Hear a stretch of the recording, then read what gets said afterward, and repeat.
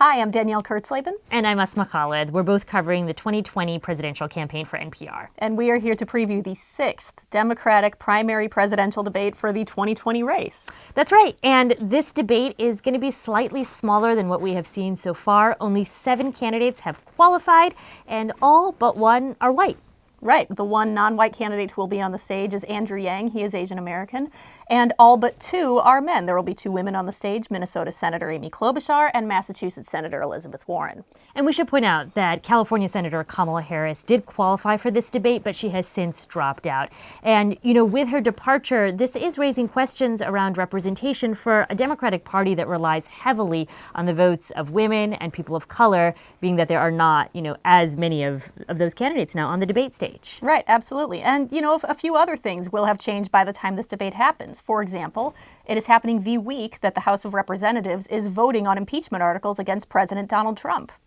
So in terms of what we're watching for, there have been some dynamics that have changed since the last debate. One noticeable point is that Pete Buttigieg, the mayor of South Bend, Indiana, has risen in some of the early state polls, notably Iowa and New Hampshire. Right, and Elizabeth Warren has fallen off in those early states. So we will be watching for how those two interact because they have started getting a bit more pugilistic against each other, both on the campaign trail, on Twitter, all over the place. Yeah, exactly. And so will some of those jabs actually filter across, make it onto the debate stage? I think is something that'll be really interesting to watch for.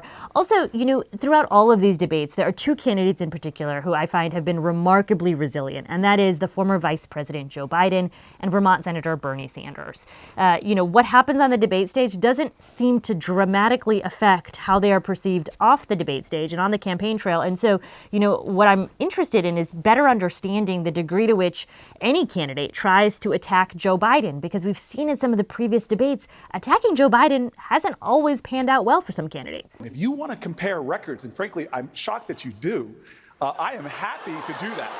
It looks like one of us has learned the lessons of the past and one of us hasn't. This gets at a broader point. How much of anything that happens on the debate stage on Thursday night will long-term affect the polls as opposed to just a minor 1 or 2 week or day bounce in the polls? So in terms of issues, I feel like almost every debate we have come up here and talk to you all about healthcare, and that will certainly be, I am sure, another issue again, Medicare for all, which has been an issue of contention among some of the candidates there. But Danielle, you've done some reporting on another issue that I anticipate we'll hear some questions about. That's free college. Right, yeah. You've seen a real rift start to grow between the more progressive candidates and some of the more moderate candidates. Warren and Sanders are both proposing free college, free public college, that is, and some really mass-scale student debt forgiveness. Now, on the other side of that, you have Biden, Buttigieg, Klobuchar, who are proposing some form of free college, whether it's public college in-state or tuition-free community college.